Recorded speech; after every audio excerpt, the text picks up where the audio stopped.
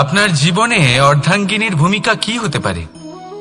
আপনি বলবেন সেরকমই যেমন আমার জীবনে রুক্মিণীর ভূমিকা।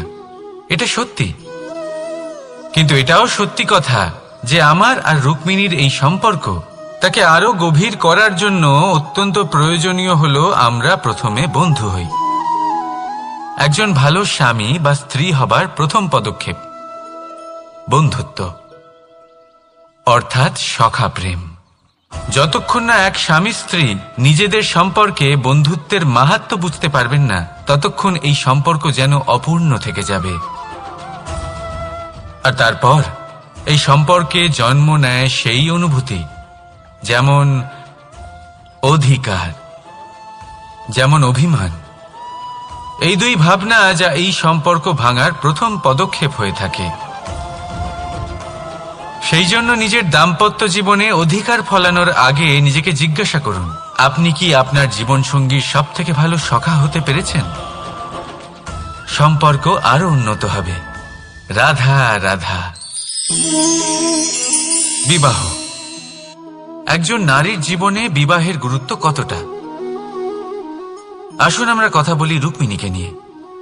একজন নারী যিনি পবিত্র মানসিকতা নিয়ে কাউকে ভালোবেসেছেন, তাকে বিয়ে করতে চেয়েছেন। এবার বিয়ে মানে কাউকে পাওয়া, মানে কারোর হাত ধরে আগামী সমস্ত জীবন তার সাথে কাটিয়ে দেওয়া। এবার আমার হাত ধরে রুক্মিণী বিয়ের সুখ তো নিশ্চয়ই পেয়েছে, কিন্তু ওর এই প্রেমের যাত্রা এর অন্ত হলো না, বরং তা শুরু হলো। এবার রুক্মিণীর জীবনে সেই অধ্যায় শুরু হয়ে গেছে যেখানে ওকে সেই মানুষকে বুঝতে হবে যার হাত ধরে সমস্ত জীবন অতিবাহিত করার সিদ্ধান্ত নিয়েছে সে। এবার এরকম একটা সময় প্রত্যেকের জীবনে এসে থাকে। প্রত্যেকের মানে আপনারও। আপনার জীবনেও এমন এক সময় আসবে, তার জন্য তৈরি থাকুন। নিজের মনে যা যা বিকার আছে তা কোথাও ত্যাগ করে আসুন, আর পরিশুদ্ধ ভালোবাসা দিয়ে, পবিত্র মন দিয়ে নিজের জীবন সাথীকে বোঝার চেষ্টা করুন, কোনো আশা না রেখে। যদি এরকম করতে পারেন তবেই কঠিন পরীক্ষায় উত্তীর্ণ হবেন, নয়তো নয়। রাধা রাধা। অনেকে আমাকে অনেকবার জিজ্ঞেস করেছেন যে কানাই, রুক্মিণী হলো তোমার অর্ধাঙ্গিনী, তাহলে কেন ওর এই যাত্রা এত কঠিন হলো? কেন তোমার এই অগাধ অখণ্ড ভালোবাসা পাওয়ার জন্য ওকে এত কঠিন পরীক্ষার সম্মুখীন হতে হলো? আসুন আমি আপনাকে একটা কথা বোঝাই। অগাধ অখণ্ড ভালোবাসার এই পথ তা তো কঠিনই হবে। এবার এরকমই এক যাত্রা করতে হয়েছে রুক্মিণীকে, পরিশুদ্ধ ভালোবাসা বুঝতে পারার যাত্রা। এমন ভালোবাসা যা কিনা ক্রোধ, ভয়, মোহ, অধিকার, অহংকার, হিংসা এই সমস্ত বিকারের ঊর্ধ্বে। এবার এই যাত্রায় ওকে সাহায্য করবে রাধা। আর শুধু তাই নয়, আমি আপনাকে বলি, সংসারের প্রত্যেক নারী এই যাত্রা করে থাকেন। এবার যে নারী এই যাত্রার শেষ পর্যন্ত পৌঁছতে পারেন, তিনি এক উচ্চ স্তরে পৌঁছে যেতে পারেন, যেখানে তাকে বলা হয় অর্ধাঙ্গিনী। রাধা রাধা। সমস্যা। এবারে বলুন, সমস্যা কার জীবনে নেই? প্রত্যেকের জীবনে সমস্যা থাকেই। হ্যাঁ ঠিক আছে, জীবন আছে যখন, তখন সময়ের সাথে সমস্যাও আসবে, কিন্তু প্রত্যেক সমস্যাই কি সময়ই নিয়ে আসে? না, আপনি সমস্ত সমস্যার দায় সময়কে দিতে পারেন না। বেশিরভাগ সমস্যা তো এমন হয়ে থাকে যাদের আমরা নিজেরাই ডেকে আনি। হে সমস্যা, এসো, আমি তোমার জন্য অপেক্ষা করছি। কিভাবে? এবার এটা নির্ভর করছে আপনার হ্যাঁ বা না এর ওপরে। বেশিরভাগ সমস্যাই এই জন্য আসে যেহেতু আমরা বারবার হ্যাঁ বলতে থাকি, আর বেশিরভাগ সমস্যা এই জন্যই আসে যেহেতু আমরা সঠিক সময় না বলতে পারি না। সেই জন্য না ভেবেচিন্তে কোনো কথা বা কোনো প্রস্তাবের সমর্থন করলে তা আপনাকে খুব বড় বিপদে ফেলে দিতে পারে। সেইখানেই কখনো না না বলতে পারা তা আপনাকে তার থেকেও বড় বিপদে ফেলে দিতে পারে।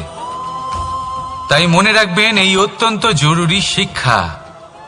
সব সময় খুব ভেবে চিন্তেই হ্যাঁ বলবেন আর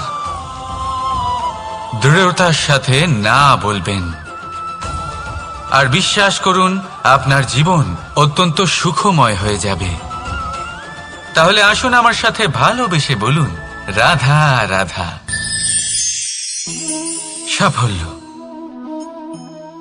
সাফল্য এই পৃথিবীতে কে না পেতে চান? প্রত্যেক মানুষ চান যেন সাফল্য নিজে এসে তার কাছে ধরা দেয়। এবার সাফল্য তাদের কাছে এসে ধরা দেয় যারা নিজের পা ধরাতলে রেখে চলেন, যারা স্বপ্নের জগতে বিচরণ না করে বাস্তবের মাটিতে পা রেখে চলেন এবং তাও দৃঢ়তার সাথে। সাফল্য তারা পান না যারা বাড়িতে বসে বসে শুধু স্বপ্ন দেখেন। সাফল্য নিজে থেকে তাদের কাছেই আসে যারা নিরন্তর চেষ্টা করেন, যারা পরিশ্রম করেন আর নিজের এই জীবনকে অন্যের কাছে সফল করে দেখান। তাহলে সিদ্ধান্ত হলো আপনার। সফল সবাই হতে চান, স্বপ্ন সবাই সার্থক করতে চান। স্বপ্ন তখনই সার্থক হয় যখন পরিশ্রম করবেন, আর সাফল্য তখনই আপনার সাথে থাকবে যতক্ষণ আপনি বিনম্র থাকবেন। তাহলে আসুন আমার সাথে ভালোবেসে বলুন, রাধা রাধা। এই পুষ্প দেখতে পাচ্ছেন আপনি? কি সুন্দর এই পুষ্প। সবাই চায় এরকম কোনো এক পুষ্প সে নিজের করে নেবে, নিজের কাছে রাখবে। এবার ভাবুন, এই পুষ্প যে সম্মান পায় তা কিসের জন্য পায়? শুধু কি তাকে সুন্দর দেখতে বলে? আসুন আপনাকে একটা কথা বোঝাই। এই ফুল যখন গাছে থাকে তখন এই রূপ আমাদের আকর্ষণ করে। এই ফুল দিয়ে যদি আপনি মালা বানান, কোনো মূর্তিতে দেন, তাহলে তা সম্মানের নিদর্শন হয়। এবার এই ফুলই যদি আপনি বিছানাতে ছড়িয়ে দেন, তাহলে সেই দৃশ্য দেখে সেই সুবাসে আপনার মন পুলকিত হয়ে ওঠে। কিন্তু ভাবুন, এই পুষ্পই যদি আপনি চিতায় সাজান, তাহলে এই পুষ্পকে আর কেউ সম্মান করে না। একই রকম কথা, সেই একই পুষ্প এক পরিস্থিতিতে সম্মান পাচ্ছে, এক পরিস্থিতিতে নয়। কেন? কারণ এতেই লুকিয়ে রয়েছে একটা গুরুত্বপূর্ণ শিক্ষা। এর সারমর্ম হলো এটাই যে এই সম্মান ব্যক্তি বা বস্তুকে করা হয় না, সম্মান করা হয় সময় এবং পরিস্থিতিকে। এবার এই যে সময়, তা কখনোই আমাদের বশে থাকে না। আমাদের বশে থাকে পরিস্থিতি। আমাদের পরিস্থিতি কেমন হবে তার সিদ্ধান্ত স্বয়ং আমরাই নিই। আর যেরকম আমাদের পরিস্থিতি হবে সেরকমই আমাদের সম্মান করা হবে। তাহলে আসুন আমার সাথে ভালোবেসে বলুন, রাধা রাধা। আপনি কখনো কোনো ঝর্ণার ধারে বসে থাকুন আর সেই ধ্বনি শুনতে থাকুন।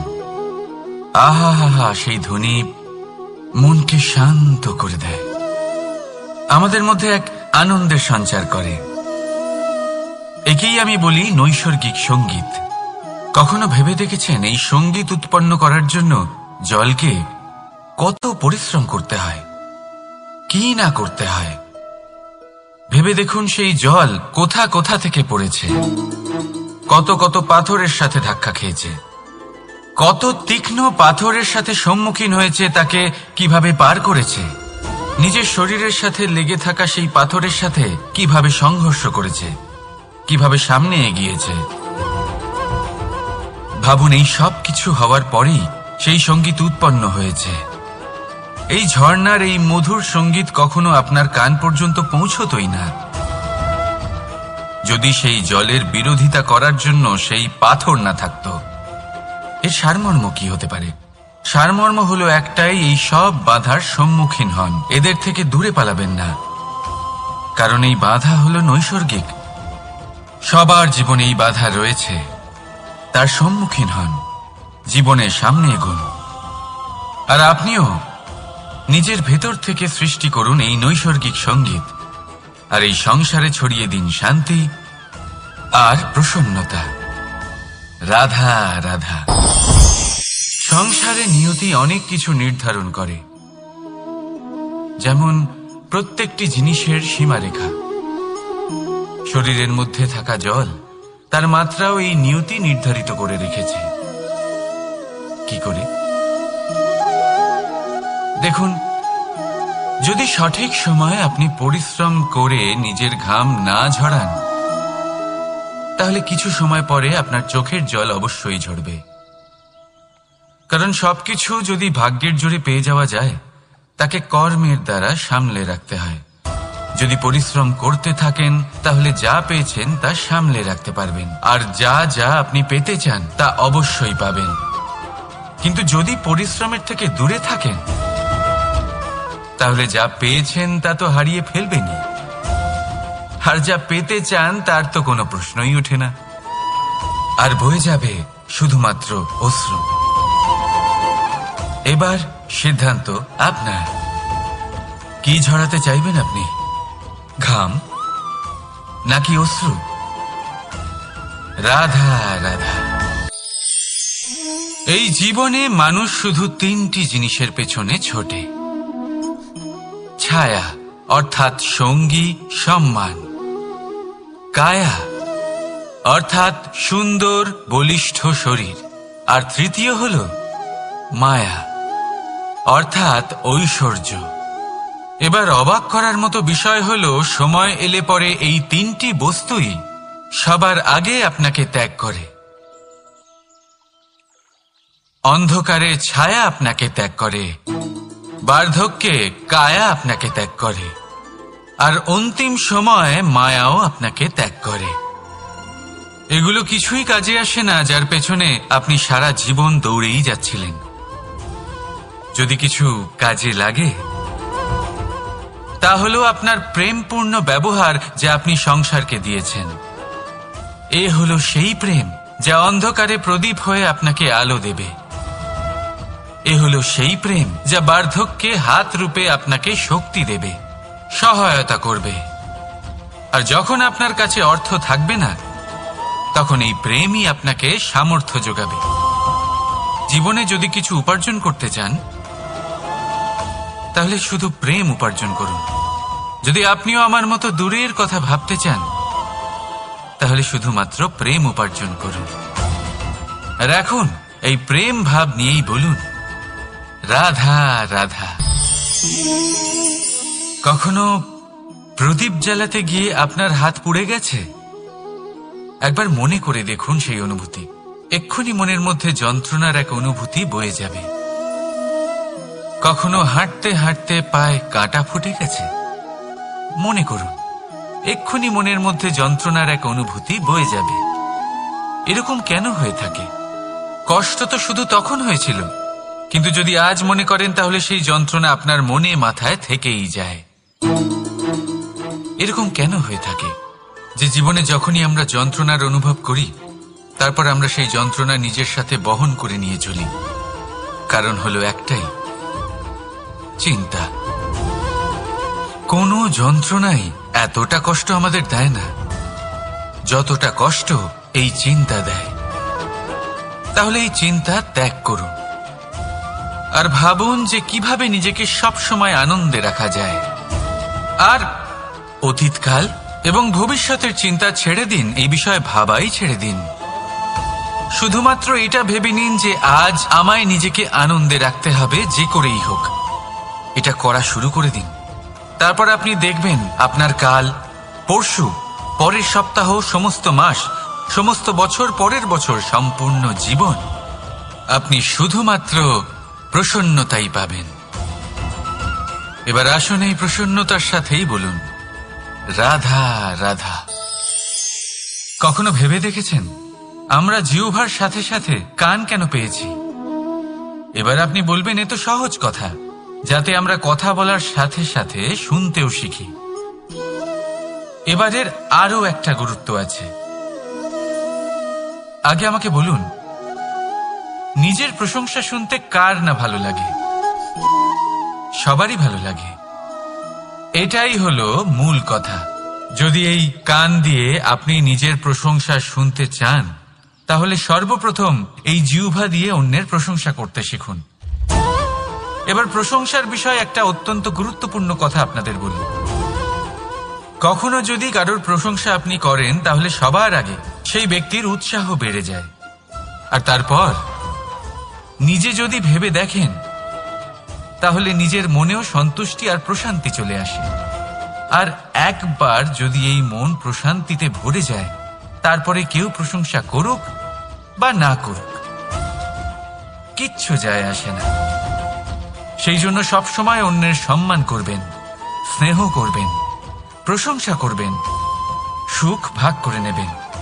যার মধ্যে যেটা ভালো আছে তা বলুন, তাকে মনে করান তিনিও ভালো, তার উৎসাহ বাড়িয়ে তুলুন। তিনি জীবনে সামনে এগোবেন, আর এই ব্রহ্মাণ্ড আপনাকে কখনো পিছিয়ে থাকতে দেবে না।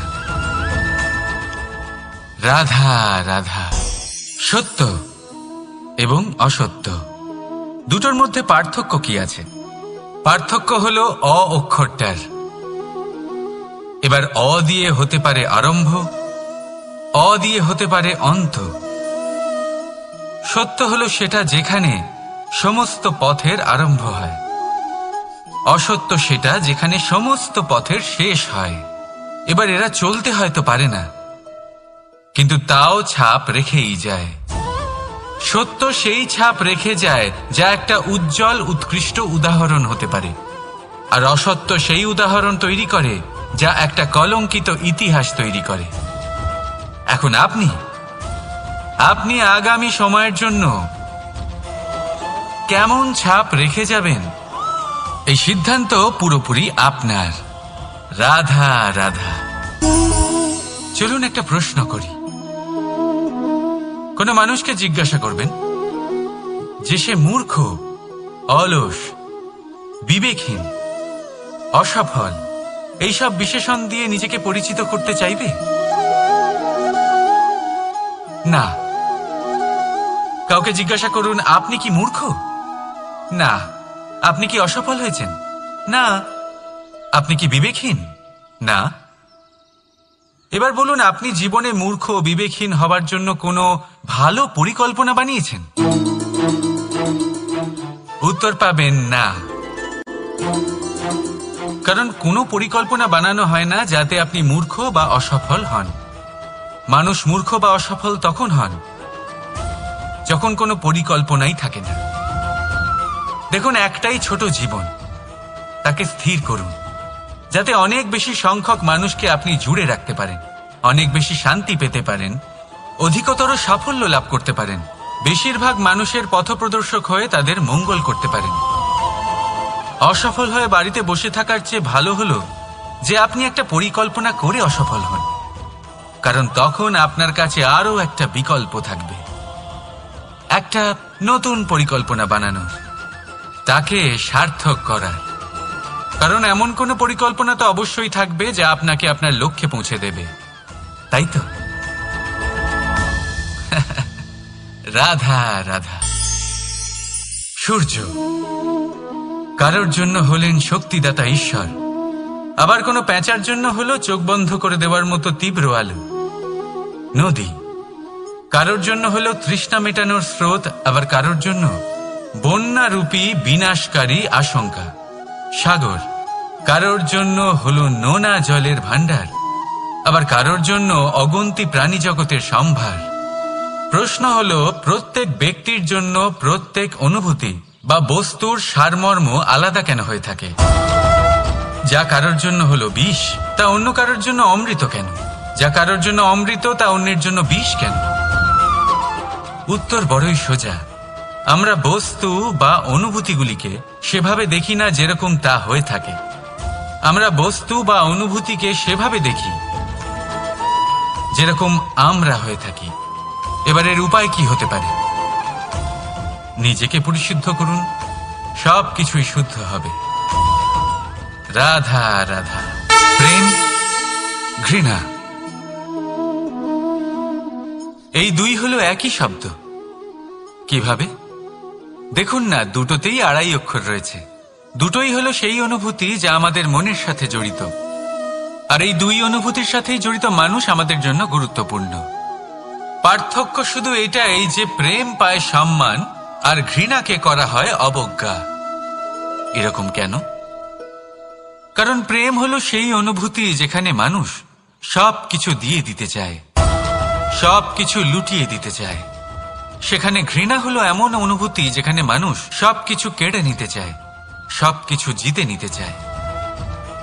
তাও প্রেমের অনুভূতি কখনো আপনাকে হারতে দেয় না, আর ঘৃণার অনুভূতি কখনো আপনাকে জিততে দেয় না। এবার কি করবেন আপনি? একটাই জীবন, ঘৃণার সাথে বাঁচবেন নাকি প্রেমের সাথে? আমি তো প্রেমকেই চয়ন করব। রাধা রাধা।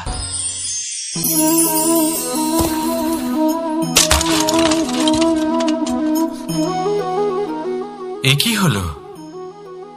আমি আঘাত পেতেই এটা হাত থেকে পড়ে গেল কেন, ভেঙে গেল কেন?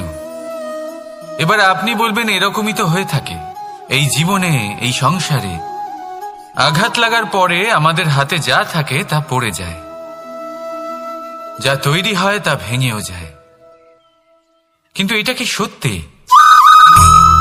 আপনাকে একটা কথা বলে রাখি, আঘাত পেয়ে পড়ে যাবার পরে সংসারের যে কোনো বস্তুই হাত থেকে পড়ে যাক না কেন, সাফল্য অবশ্যই আসে। যতই খারাপভাবে আপনি পড়ে যান, আপনি আঘাত পান, ভবিষ্যৎ অবশ্যই ভালো হবে। কারণ এই আঘাত, অসফলতা, এই অসুবিধা, এগুলো আমাদের এমনভাবে পরিশুদ্ধ করে যেমন আগুন সোনাকে করে থাকে। সেই জন্য জীবনে শুধু সামনে এগোতে থাকুন, দৃঢ়তার সাথে এগোতে থাকুন, আর কখনো আঘাত পেয়ে পড়ে যেতে ভয় পাবেন না। কারণ এটা আসন্ন সাফল্যের সংকেত। আর সাফল্য তখনই আসবে যখন আপনি পড়ে যাবেন, যখন আপনি আবার উঠে দাঁড়াবেন এবং আপনি আবার জীবনে সামনে এগোতে থাকবেন। রাধা রাধা। সময় অত্যন্ত কঠোর প্রভু। আপনি অনেক লোককে এটা বলতে শুনে থাকবেন, আমার কাছে এত সময় নেই, এই কাজে আসলে অনেক সময় লেগে যাবে, এই বিষয়ে ভাবার জন্য আমার সময় লাগবে। আচ্ছা, আমি আপনাকে একটা কথা বলে রাখি, যদি আপনি এটা নিশ্চিত করার জন্য বেশি সময় নিয়ে ফেলেন যে আপনার কি করা উচিত, তাহলে সময় এটা নিশ্চয়ই করে নেবে যে আপনার সাথে কি করা যেতে পারে। কারণ এই সময় এ কিন্তু অত্যন্ত কঠোর। যতক্ষণ আপনার সাথে রয়েছে এর সমাদর করতে শিখুন, এর সম্মান করতে শিখুন, এর সদ্ব্যবহার করতে শিখুন। যদি এরকম না করেন তাহলে এই সময়ের নিজেকে আর আপনাকে বদলাতে অধিক সময় লাগবে না। তাহলে আসুন, এবার সময় এসে গেছে ভালোবেসে বলার রাধা রাধা। এই পাথর দেখছেন আপনি, নদীর তলদেশে পাওয়া যায়। প্রয়াস করতে থাকে যাতে নদীর জল প্রবাহকে আটকাতে পারে। আটকাতে কি পারে? কখনোই নয়, বরং তার ধারালো কোণাগুলো মসৃণ হয়ে যায়। এবার এ থেকে কি শিক্ষা পাওয়া যায়? এর থেকে এটাই শিক্ষা পাওয়া যায় যে ব্যক্তি দৃঢ়তার সাথে জীবনে শুধু আগে এগোতে থাকেন না থেমে, তিনি না শুধু নিজের লক্ষ্য প্রাপ্তি করতে পারেন, বরং নিজের পথের সমস্ত বাধার অস্তিত্বই পাল্টে দিতে পারেন। তাহলে আপনি কি হতে চাইবেন? সেই ব্যক্তি যিনি নিজের বাধাকে দূরে ঠেলে আগে এগোতে পারেন, নাকি সেই ব্যক্তি যিনি অন্য কারোর পথে বাধা হয়ে থেকে তার নিজের অস্তিত্বই হারিয়ে ফেলেন? সিদ্ধান্ত হলো আপনার। রাধা রাধা।